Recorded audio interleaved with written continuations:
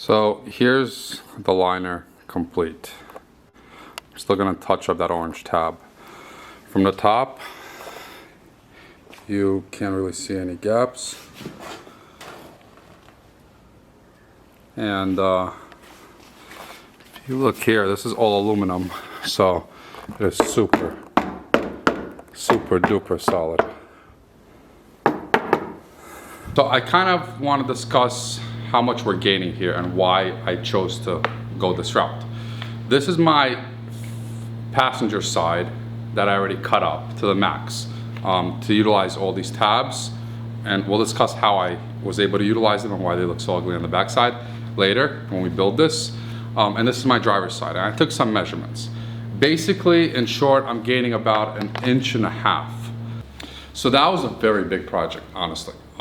Way more than I expected.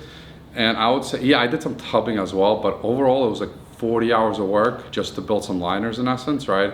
And make them look really, really good. You know, if somebody would be selling these for like 500, even $1,000, I'd probably say go buy them over making them yourself.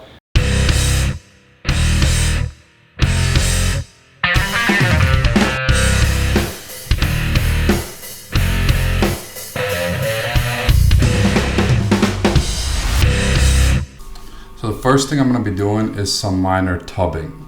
You may not need to do that, I don't know, but I'm just going to show that anyways.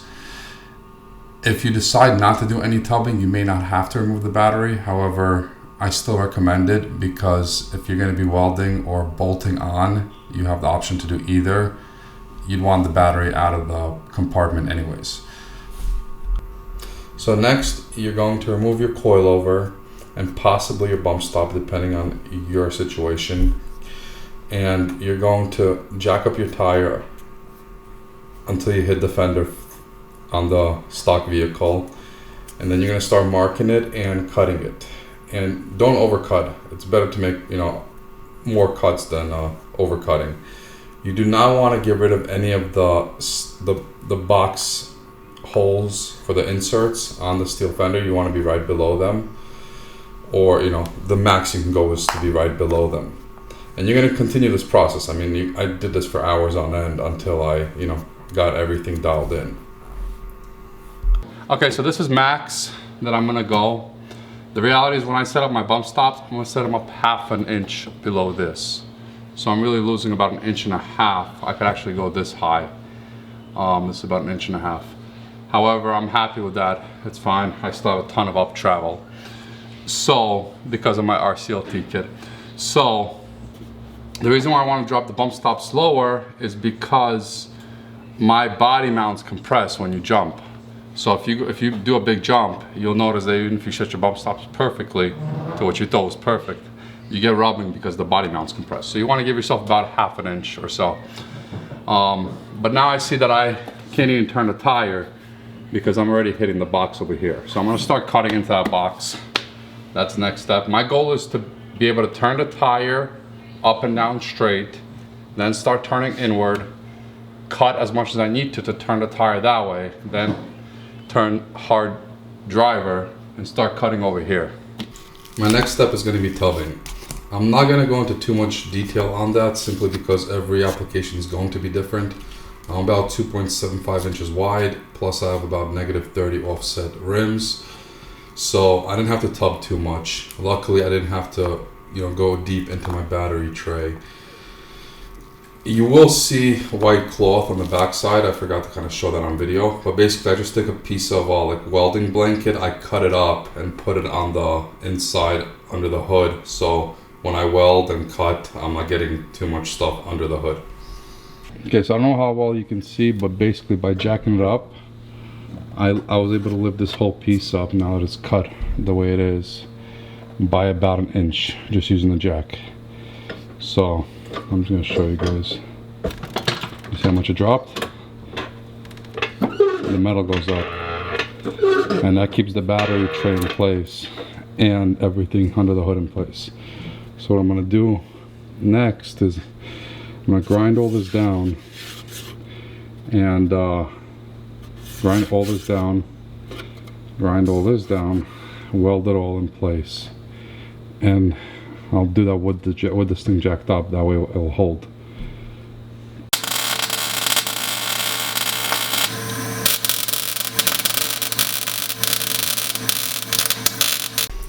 Once you finish off the front, you're gonna start working on the back side of the fender. And it's the same concept. Just, you know, put your tire back on, turn your rig all the way driver if you're working on the driver's side, and see where else you need to start trimming. You're gonna see that I have jumper cables going to my rig, and it's going to the battery that's sitting on the floor, simply because I need to turn the ignition into on position to get the power steering to work so I could easily turn my tires. Next up, I just took some acetone and, you know, cleaned the whole underside of the rig, because eventually I'm going to be painting it all. And then I put some 3M seam sealer on a couple of sections that I cut. You definitely want to do that on the back lip portion if you end up hammering or cutting that off. I did it on the section that I welded up. Not really sure if it's necessary there, simply because that, you know, there's a ton of holes there anyways, but I just did it for the hell of it.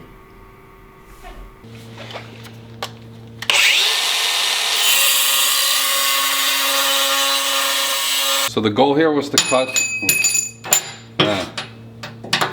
steel. I'm using, I think this is 3/8 because it's what I have lying around. Doesn't really matter how thick it is. You don't want it like 24, over 20 gauge at least. 1 inch by 3 inch. And that is important because on the other side I did 1 inch by 2 inch and it was too short. So 1 inch by 3 inch, whatever you got lying around.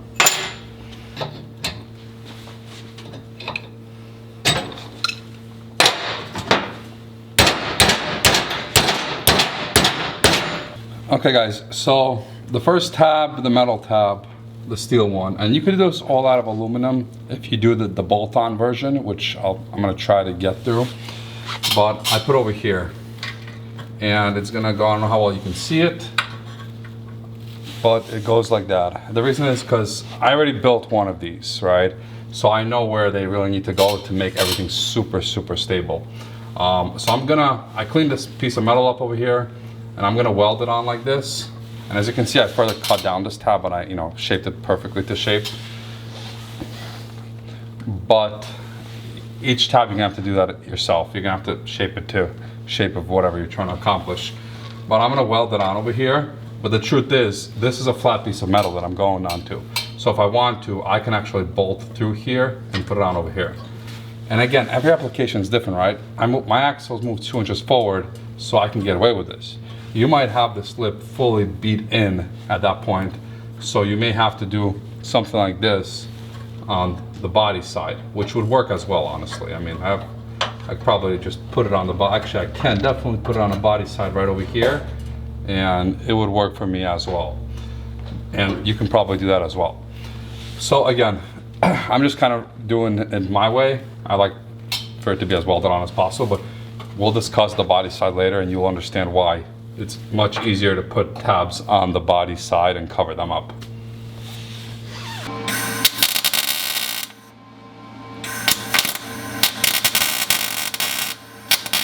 Okay guys, so the next place I want to put a tab after I put the bottom one in is going to be right here. There's a little metal tab over here that was factory that I bent back.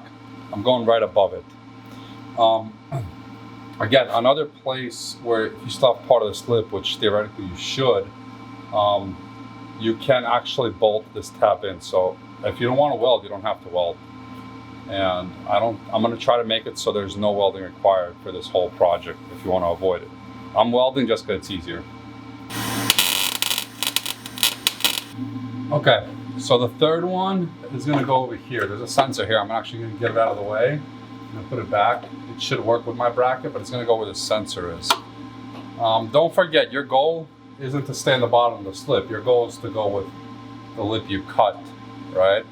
So here I'm straight. Here I'm trying to be straight too, which means that my bracket's going to go up pretty high in this section, right about here, which will work with the bracket, with the sensor. I just want to take it off because I'm welding. I don't want to weld right next to it. Okay, by the way, if I was bolting this, I could still work. I can go through the backside, but truthfully, I don't even need to go under the hood and start moving things. I can just get my finger in this little hole over here, which is an access hole, and it's on both sides of the vehicle, and hold a locking nut to be able to bolt this right here. So again, for this one, it's not that hard to bolt up to. I don't know why I'm even welding. This is the one we're working on now. This is the one we just did. Crappy welds, but I was trying to keep it nice and cool. If you can utilize this, which I'm assuming is going to be exposed for everybody, then this is an easy bracket to make. You just need to make it longer. So you need to make it this long lip about 3 inches versus 2 what I made. I'm going to weld it right over here. However, you can utilize this and just lower it. If you don't have this, behind this is the right side of the fuse box. So as long as you don't have like a switch pros there or anything, you should be able to access the back side of this pretty easy to be able to bolt this in anyway. I know I cut 4, I forgot to cut 5, honestly. There's one more that's required over here, and this is easy. You guys have very easy access here. There's already holes available as well from the battery box, so you might have to remove your battery to access this area. Mine is already removed. I'm still gonna weld it. But one more tab over here, you guys kind of get the concept. As close as you can to the front, match with this lip, and that's it. It's 5 tabs on this side of the sheet metal, which all can be bolted on or welded on, up to you. So next is pretty simple. I just ran down to Lowe's because I ran out of flat bar. I bought this 1/8 inch thick by 1 inch wide aluminum flat bar. This is a 4-foot piece. And similar to the steel, I'm gonna cut 3-inch long increments. If you are bolting this whole project and not welding at all, you can actually use this one piece of flat bar for 10 brackets instead of 5. But these 5 brackets are for the outer portion that we are gonna bolt on. So just gonna cut these up. So now that we have our aluminum corners here, we gotta decide where to put them. And it's really 5 corners, you know, evenly spaced apart. Here's kind of where each install is going to be different, so I can't tell you what to do. These are going to basically go on this side of the lip, just like we did on the other side. As you can see, like for example, I don't know if you can see this bracket's going a little bit inward, so each bracket I'm going to individually bend to the location where it's at a little bit. But more importantly, how far back you want to go in this lip is going to be dependent on you. I don't need to go far back. I'm so wide that my tire goes on the outside of the fender anyways, right? But you may be in a position where by making these cuts, now you could stuff your tire into this section. And if that's the position you're in, you're gonna wanna go up higher than I'm going. So that's kind of the thing. You can go, I probably, based on my cuts, can go up to 2 inches higher. And the reason why this system works is because we're gonna drill in here, and the black fender flare that we cut up is gonna hide the holes we drill. Go as high up as you want, honestly. As long as you have this line over here, which is your line where your fender, where the black fender flare goes on, you can drill anywhere here that you want because it's gonna cover it. If you actually look at the way it's designed, other than these bolt holes, everything else has about a 1/4 inch gap. So it's enough for bolt heads. So as long as your bolt head goes here, anywhere here, it'll cover it up, no problem. The only other thing I'll tell you is keep about a 1/2 inch distance above and below and around the sides of these holes, because there are flat sections on the black flare. I don't know where mine is, honestly, but that's pretty much it. So I'm gonna find where I wanna put these holes, and I'm just gonna put them in. I'm personally gonna go a little bit higher than even I need to. I'm probably gonna go about, my hole specifically will probably be about, I would say, 1 inch from my lip, just to give me room to do some final trimming in the end. That way I have about a 1/2 inch to a 1/4 inch a final trimming that I can do without having to worry that I have to reposition my stuff. I made that mistake on the other side because I tried to make it perfect and flush, and then I had to do a little more trimming and I had to redo the whole project. So give yourself some room. So be about an inch away from this if possible. And that's pretty much it. And then you take whatever size, preferably like this, like a flat bolt head thing, like rounded. Whatever size you have, mine's 1/4 inch.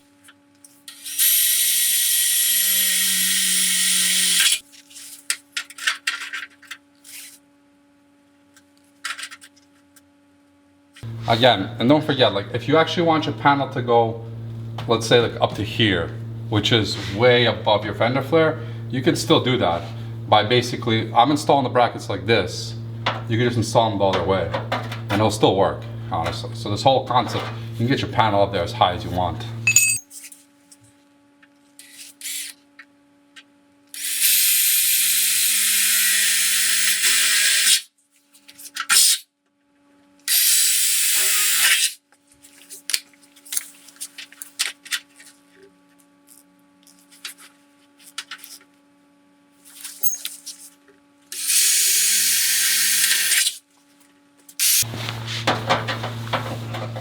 That's perfect. So find where you want it aligned. I'm happy with that. I'm gonna mark the bracket, center part of the bracket. You see I marked it too low, so I can just adjust it here. I'm gonna label this bracket 2. I'm gonna label this hole 2. And now I'm gonna go back to my work table and drill this hole out. But I'm gonna do all 5 brackets first.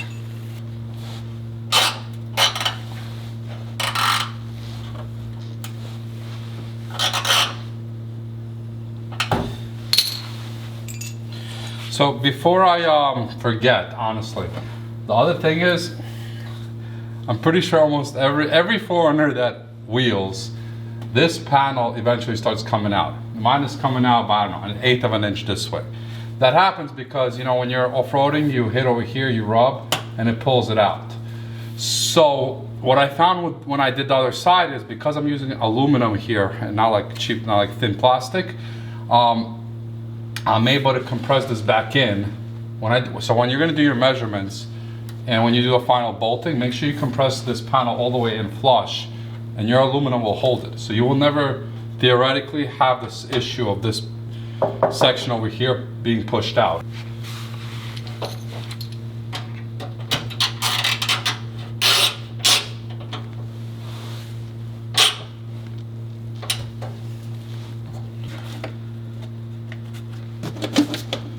Cool. So I have this cardboard pieces from the other side. I mean, it's pretty simple. I just took a piece of cardboard, shoved it here, cut it out based on the size. That took me a good 5 minutes. I'm not even gonna do that right now because I already have these from the other side and they seem to match, which I kind of expected them to.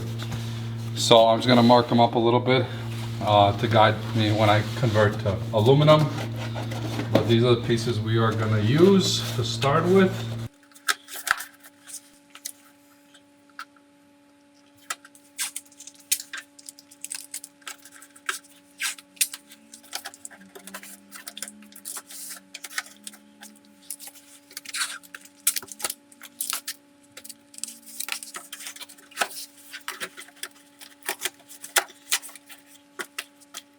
And that's pretty much it. This is the general concept. I'm going to cut even bigger on the aluminum because I rather just keep trimming the aluminum here. And you'll see what I mean. But I'm happy with this as is. So here's my rough piece of aluminum from the other side. So if I flip it theoretically, we should be able to get it to match pretty close here.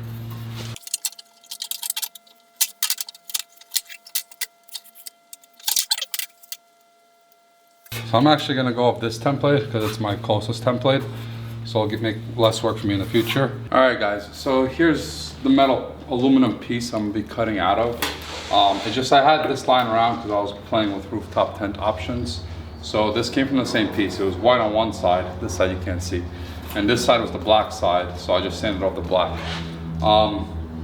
It equates to about what it looks like, about 20 gauge thickness, but I will give you an exact measurement right now.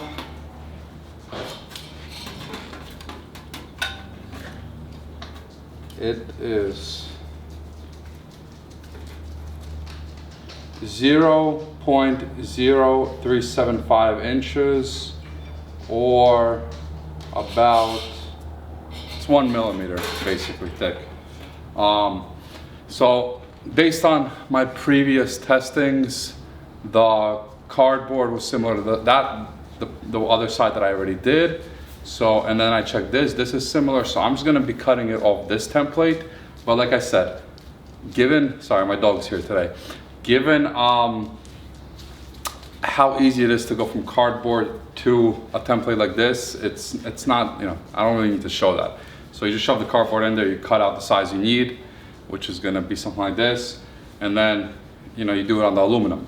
You don't have to worry about it looking super pretty. As you can see, this doesn't look super pretty because there's gonna be something that we're basically gonna use trim, edge trim to cover this up, so it'll still look super pretty.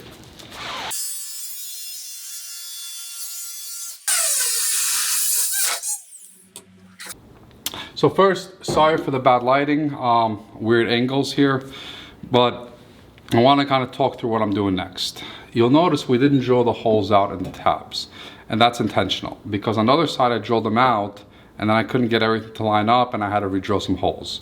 So the way I'm doing it now, I think is the best way to get everything to line up exactly how you want it. The holes we're going to be drilling is going to be with a 932 drill bit. That's the size that I found that works for me. And the purpose of those is for these tabs. I don't know if you could see them very well. I'm gonna try to get some lighting on them. It's these little tabs. They work perfectly. I mean, these are the best tabs, like push-in type of tab connectors that I've ever found. They are specifically, I found them from this box that I bought once, and now I'm ordering them just direct in packets of 30 from Amazon. The ones that I'm ordering are Rexca push type 06017, but they basically match exactly the Toyota part number of 90467-06017. And the 932 drill bit, the hole size works perfectly with them for me. So that's kind of my whole concept here. So once I cut out my initial piece, I'm gonna go hole by hole. I'm gonna start on the bottom and work my way slowly up. So what I'm gonna do right now, I'll just do it, right? Put it in, get everything to line up.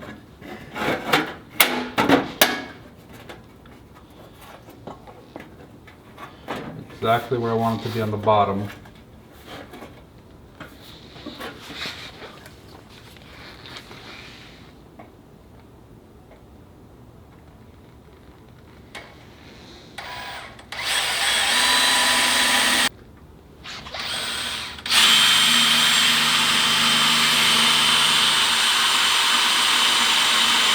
Now that I drilled this hole and I have that hole, I know they're lined up. I'm gonna put a tab in, mark the next hole. I'm gonna go through a bunch of these tabs today. You'll see, but that's why I usually, I recommend having 40 per side for the project, even though you only have 10 you're gonna end up using in the end.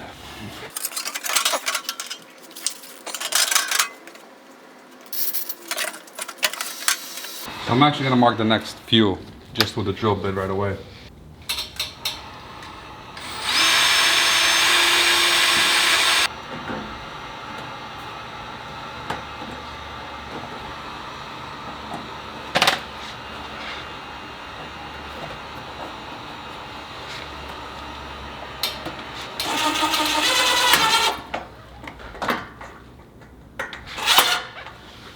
Okay, cool.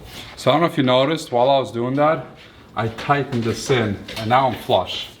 I'm back to being pretty flush like before. So it's an added bonus that I just got. Really, really happy with that. Kind of marking where my points are.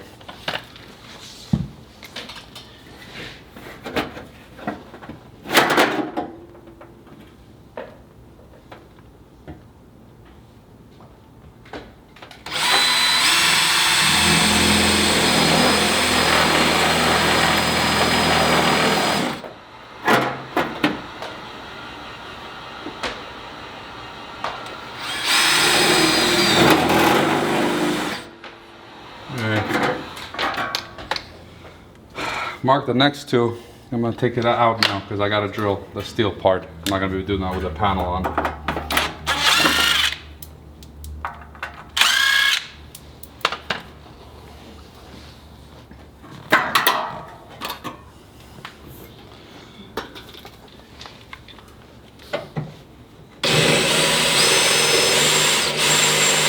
I realize it may not be super clear as to what I'm doing, so I just want to kind of explain it in detail. I'm taking the panel and I'm working from bottom to up with the plastic inserts. What I'm doing is I could see on the sides and the gaps where my corner brackets are. And I'm basically drilling through the aluminum panel, and with that drill bit I'm also marking the corner brackets, whether they're steel or aluminum. Then I take the panel off and I make the final holes in the steel or aluminum based off those markings. Then I'll put the inserts in and I'll kind of keep working my way up the whole time. So there's a lot of removing the panel and placing it, which, you know, you do lose some of the inserts. On some of the inserts, I can remove them with a Phillips head screwdriver. Some of them I have to use a smaller drill bit to drill them out and pop them out. At the same time, while I'm removing my aluminum panel, I am also marking additional cuts, additional trimming that I have to make. And I'm walking back to my trimming station and I am doing the additional trimming as well. So there's like a multi-step process here. It's kind of self-explanatory when you start doing it, but for the people that are just watching this, I just want you guys to, you know, get all the steps down.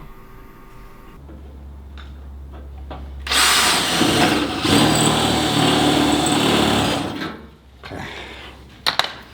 And last cuts right here.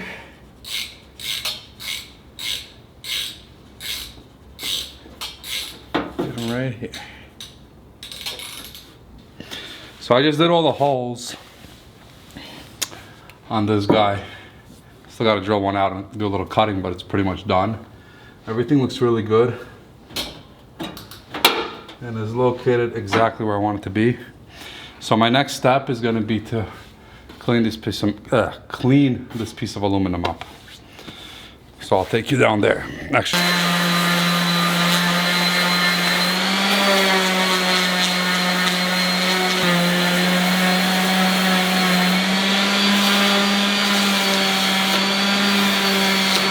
next, you take some trim lock. It really doesn't matter what size the trim lock is. This is trim lock that is A62B3 by, it's 116/25. I usually use a bigger trim, like a wider trim lock, but because my holes are so close to the edge, I tried to find the smallest trim lock I could on Amazon, which is this 116. And we'll kind of go through it. You really want to use trim lock. Like all this other cheap stuff, it's not going to work well here. I really wanted to use it because it's like a thinner application, so it kind of may not interfere with tie rub possibly, but it doesn't work well in the corners. It just looks ugly. So don't use the cheap stuff. Use the real stuff, which is trim lock. And you're going to want to just go around all the way.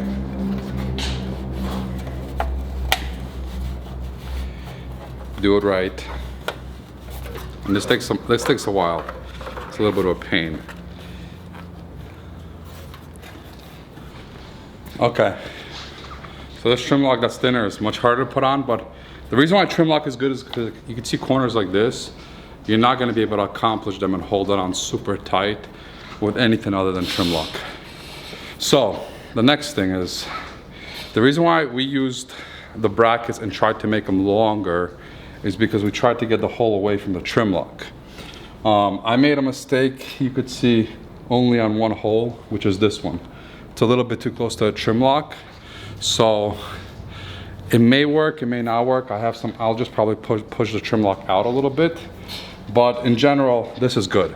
The mistake that I made on my first panel is I put these holes way too close over here, and then it wouldn't work with the trim lock at all. So that's kind of that. But you're not done here yet, which sucks. So the first thing I'm gonna do is on the back side, I'm gonna mark the start points for my trim lock.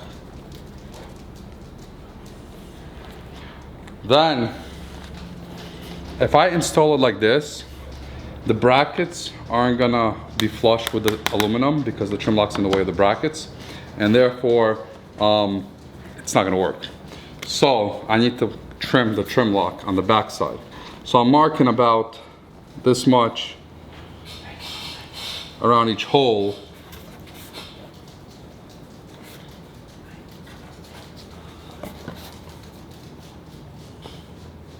Which is way bigger than my bracket, just making sure I have clearance. The center one will be my hole marker, just so I know exactly where my hole is. And the reason why I didn't do this bottom part is I could have probably made the trim lock go all the way down, but honestly with this hole, I knew I was gonna have this problem, but it's okay. So this hole, the plug wouldn't work. If the trim lock goes all the way down, it's gonna look ugly if it goes down on one side. Before we go into this, should I even address, is the trim lock necessary? Theoretically, no. Because of the brackets we have installed on each side, there should be no rubbing of components anywhere. But you're not gonna, I couldn't at least cut perfectly, right? First of all, it looked ugly without the trim lock because I couldn't cut this perfectly. Second of all, I couldn't cut it so there's no gaps perfectly. So the trim lock really covers those gaps that I made intentionally in the end. And it should really make it so as very, very little dirt and debris can get in between everything with the trim lock on. So now I got to take this trim lock off, make some cuts, and then put it back on, which I'm not looking forward to. So how do I cut this trim lock? I use the snipping thingies. I'm just gonna kind of open it up a little bit. It's hard to do it if you don't open it up. This one I can't even open up, it's not wide enough, so it's fine. And I just cut my mark. I try to go right below the center point, because the further, like if you go onto the center point, it might be visible on the other side. And there you go, that's it. Does it look pretty? No, but it's not gonna be visible. So, this part's gonna be visible, can't see it. And you keep going, keep doing it all the way. Just finished cutting this. Theoretically, you could go to paint. I'm gonna put this back on, do a final test fit, and then go to paint. Cool. Back side, front side. It's not easy.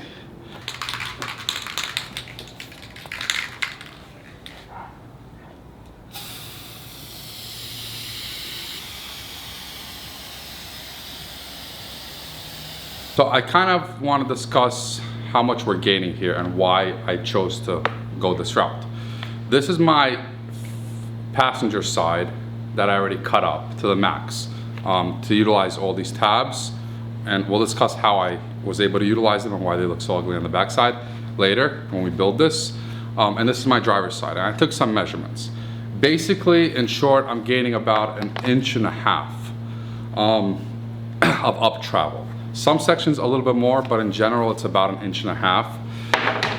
And I'm fine with that. If you're on 35s and you go the route that we're going, you're probably gonna be maxed out on up travel. You can't go any higher anyways, even with an RCLT kit. If you're on 37s, which I am, I can go higher. I could probably go about another 1.5 inches higher. So I'm limiting myself by 1.5 inches. Why did I do that? It's a couple of reasons. Number one is I like the look of this. I don't want to keep it. Number two is if I get rid of this and if I don't cover my holes that we're making, then it's much harder to put a liner on. the way I'm doing it. It's still possible, I know how to do it, but it's much more intense. And I don't wanna go that route yet. Number 3 is tubbing. I tub a little bit, right? Any more tubbing that I need to do, especially on the driver's side, I gotta start rebuilding my battery tray holder and going way more in depth. I gotta remove the fuse box and so on. I don't want to tub that much.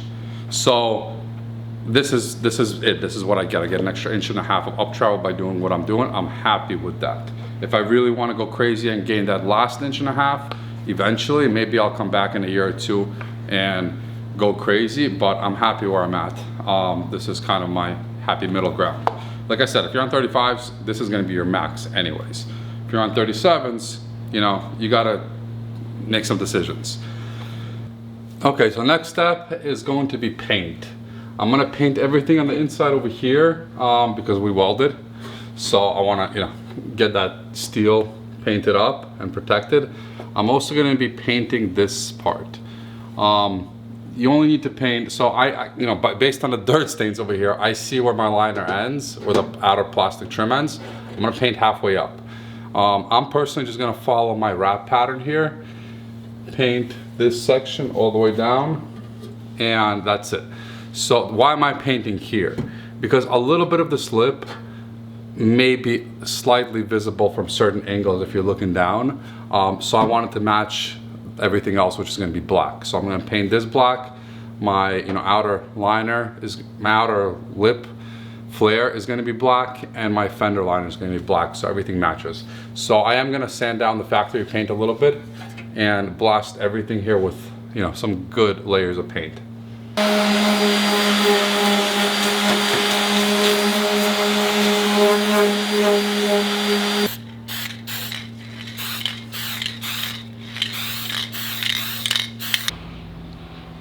Okay, so next is this thing, the flare. I bought a new one and from Toyota Direct, and it's kind of beat up, but it's okay. It's not a big deal to me. I'm still gonna beat them up. It is scratched up a little bit, whatever.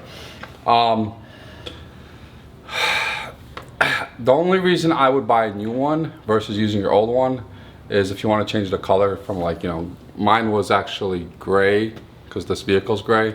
I want to go to black. So yeah, it's up to you. You don't have to buy a new one. You can reuse yours.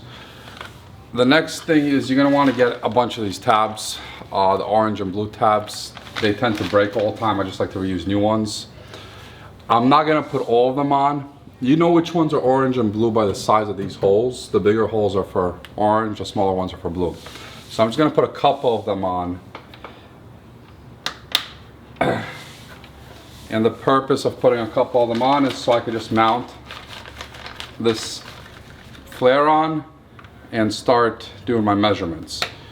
Again, this is ugly rough. I'm cutting super short. I'm leaving a lot of plastic behind. I'm just gonna do this first cut so I can see with the steel, and then I'll be able to adjust it. I'm going to be using a Dremel. Ideally, you want to do this with an oscillating saw. I don't have one, so I'm not gonna buy one for this little project.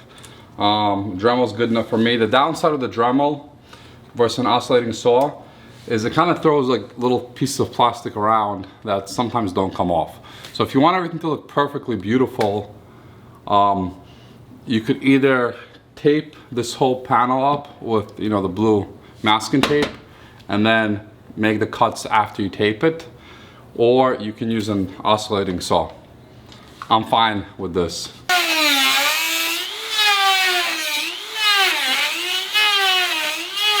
So this is a super rough cut, but what it allows me to do now is to get a good visual on both sides to see exactly where I want my cuts to be. There are tabs on the back side, the tabs we put the orange and blue things in. Don't worry if you gotta cut them off.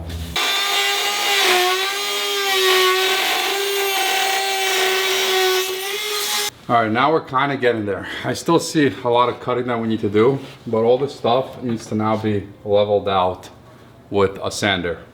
So that's kind of what we're gonna start working on next, is sanding this.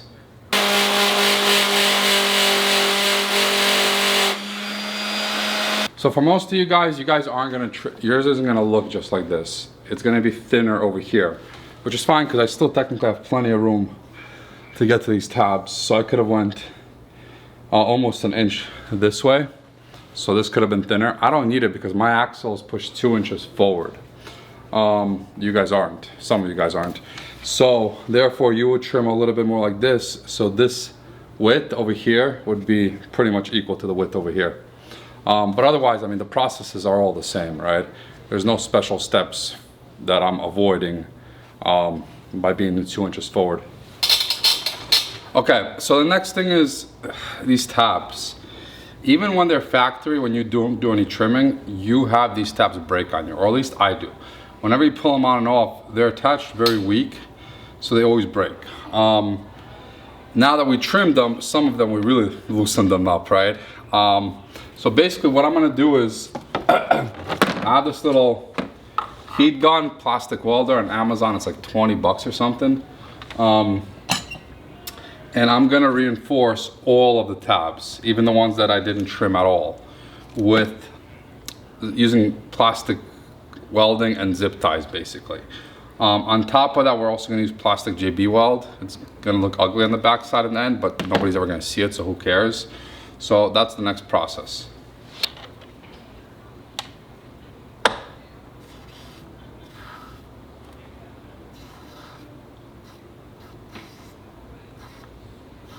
So the plastic melting was just to build the foundation for this to stick onto better. And this is, you know, per instructions, go crazy on this on all the tabs. When you use this stuff, it starts drying up really fast, so don't squeeze the whole bottle out, because by the time you get to the last tab, it may be too dry to be applied already. So your goal is to basically get it to look something like this. Again, this side's not visible, so it doesn't matter that it's a little ugly, but you really want the JB weld to hold everything fairly tight. Okay, so now that I let the glue dry, the power of magic, the next step I usually do is I take this 3M, I think it's like 1/2 inch double-sided tape, and I go around the upper lip all the way through, from here to the end. I'm not gonna do it right now because I have a wrap on the rig that I'm gonna take off. So I'm gonna take these panels off later anyways, and I don't wanna deal with the tape. But again, for your install, that's what I'll do. I'll take the 3M tape, double-sided tape, go around this upper lip, really nice, and that'll help hold everything in place as well. I tend to do this on every 4Runner now.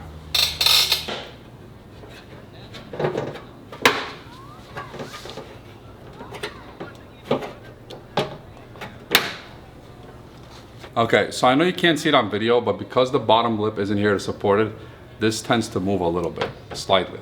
I mean like a millimeter. And that's where the 3M tape comes in. If you have that 3M tape there, you'll have no movement here at all. It'd be solid.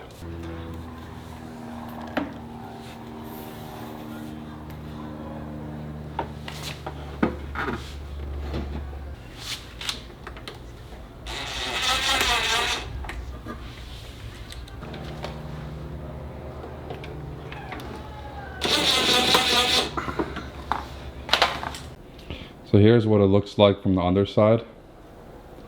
Really happy with how it came out. So if you look from like the side, you can't see the blue or anything.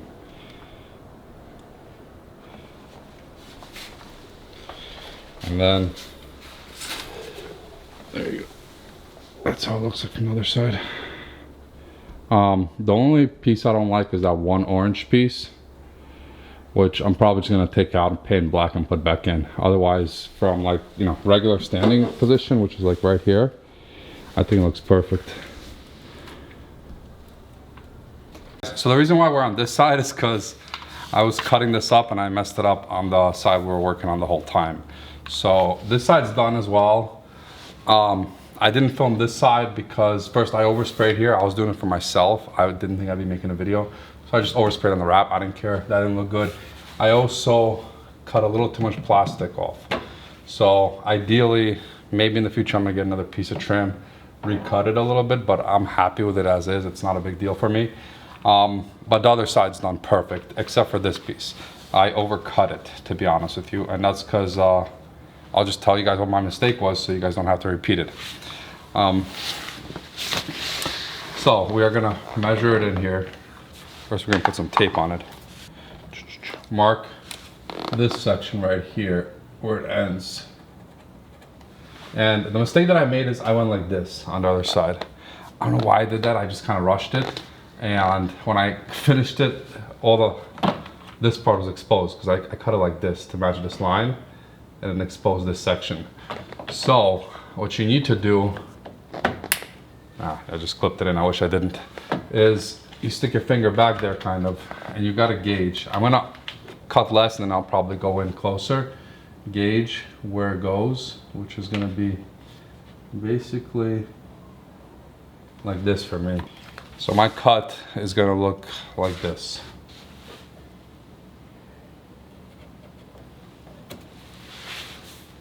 So my goal is to kind of wrap this metal, so on this side it's plastic and over here to make an undercut for the tire. That's it. So that's what it looks like. I think it came out pretty good. Okay, so if you can see from the top, ignore the overspray. This is what the bottom looks like. And there was no way I could get it to be thinner because if you look over here, the steel is flush with it. So this section over here is fully flush with that steel. And then the undercut on the bottom is flush with the steel as well. So I know my tire wasn't even close to that steel, so I'm not worried about, rubbing. And I think that's the best I'm gonna get it to look. That orange tab I'm also gonna paint black, but that's pretty much it, we're done. So that was a very big project, honestly. Way more than I expected. And I would say, yeah, I did some tubbing as well, but overall it was like 40 hours of work just to build some liners in essence, right? And make them look really, really good. If somebody would be selling these for like 500, even $1,000, I'd probably say go buy them over making them yourself, because I've had people on Instagram say, hey, how much would you charge to build them? I'm like, I don't even know. I probably would charge like over $3,000 just because it's so much work, it's insane. So food for thought. I'm happy I did it. Would I do it again? Yes, on this rig I would. On a beater, I definitely would not want to go through all that labor just to get some pretty liners in. I don't know, that's pretty much it. Thank you guys. So, see you next time.